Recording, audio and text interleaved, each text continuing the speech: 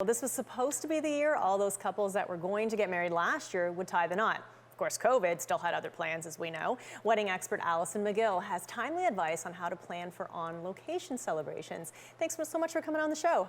Good morning. How are you? Good morning. I'm doing well, thank you. So I think we all know, we have those friends that are booked and rebooked, canceled their weddings 2-3 times. And so we're in that situation right now. And it's almost like COVID created its own wedding trends. It certainly did.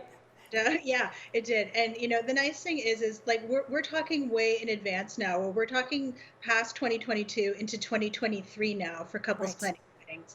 And hopefully we're not into still rebookings in 2023. No kidding. It's nice to turn the lens to thinking about destination weddings, because as we are emerging from travel restrictions and things are sort of coming together, it's still uncertain. But I think if we're talking about planning 12 to 18 months in advance, I think it's safe to start laying some ground rules if you want to do a destination wedding. And there's some trends that are happening with that. So I want to chat with you a little bit about that. Yes. One of the big ones is an anniversary reception, which is just what it sounds like. So for all the couples that had a COVID wedding that was super tiny and they couldn't invite all the people they wanted. Like 5 people at it.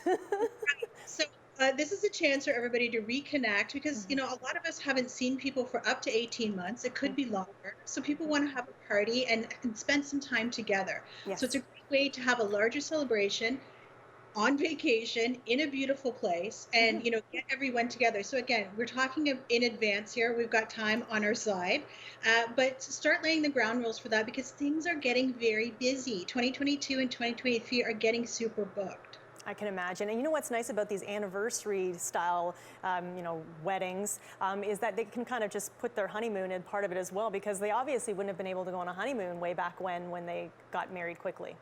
Exactly. What is a honeymoon? I feel like, Downton Abbey, the Dowager, what is a another cool trend that's come out of this is people obviously, they want that bubble for their wedding. So we're talking about renting private venues. So it's lots of homes, Airbnbs, that sort of thing has become a huge option. So you can bring everything in, you have control over everything, and it creates that bubble that people are going to feel safe in. Because that's the number one thing. You want to feel that your guests feel safe and comfortable and that you're going to have this amazing party. I can imagine, and that's the thing, as you say, everybody wants to get away. So I think right now people would love to be invited to a destination wedding. And that's a lot of things that planners are saying. Plan for, the maximum guests that you invite, because there isn't going to be a lot of drop off. People want to go places. Right. Now, one thing that's interesting I was going to ask you too is, right now we're seeing where, big production houses and people are requiring people to have proof of vaccination. Have you heard of brides and grooms asking for people to be 100% vaccinated to attend their weddings? Absolutely. That is definitely happening. I mean, it's a delicate question. It's, and that's been something that's been asked of me. Can you ask your guests? Yes, you can. And, I have heard of several couples this summer that have insisted that everyone be double vaccinated to come to their wedding. So that is definitely happening. Those conversations are happening. Sure. And with destination weddings, again, when we talk about these, what are you seeing with the trends that are at these destination weddings right now?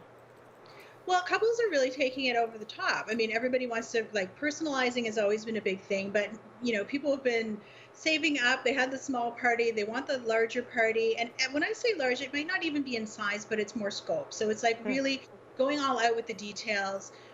And, one thing I want to say, some tips for planning a destination wedding. You need a planner for this 100%, especially in these times, because they can help you navigate all the protocols, all the bookings, things like that. Really do your research on destinations. I mean, it changes, I feel like, every 5 minutes what's happening out there in the world, and it certainly change before you're going to have your party. But it takes a lot of due diligence with this. And the other option that's going on with destination weddings that couples are loving is people are still going to continue and are eloping. So it's a great option. And so many resorts and destinations now offer these amazing virtual planning packages where you can meet your planner, see all your details, plan the whole party, show just the two of you, and no stress. Perfect. There you go, elope. That's one really quick and easy thing to do. It's always been the joke, let's go do it. Hey, nowadays it's a trend. Thank you so much, Alison McGill. We appreciate you coming on the show. That's it for now. More Morning Live right after this quick break.